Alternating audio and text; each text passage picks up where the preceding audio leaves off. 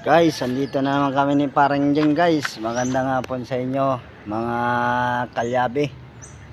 Guys, andito pala kami, nag-overall kami nitong Mazda Bongo guys. Ito guys. Tingnan nyo to guys. Mazda Bongo. Yung problema pala nito guys, nag-stack up yung makina.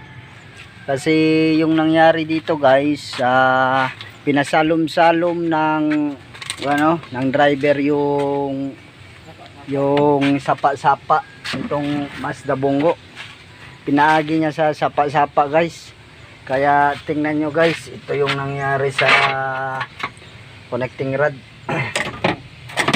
Yung connecting rod na to guys, ito yung 1, 2 and 3. Tingnan nyo guys, ito yung nangyari dito. Ito yung nangyari na bingkok-bingkok yung connecting rod. Naging ganito siya guys. So tingnan nyo, ito yung numero 3 na connecting rod, tapos ito yung numero 4. Tingnan nyo, diretso siya guys.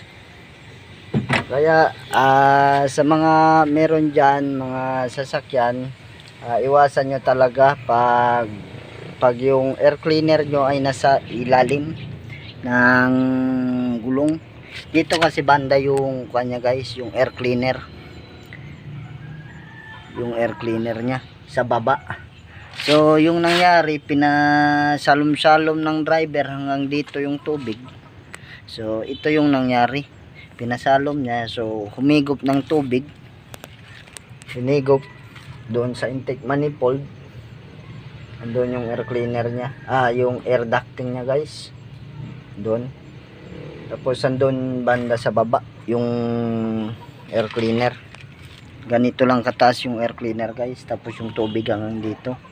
So uhaw siguro yung makina guys, nauuhaw. Kaya yung yung sasakyan, nung pinasalom niya, uminom ng tubig kasi uhaw.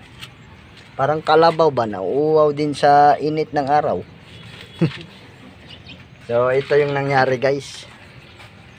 Ito yung nangyari, nabingkok yung connecting rod.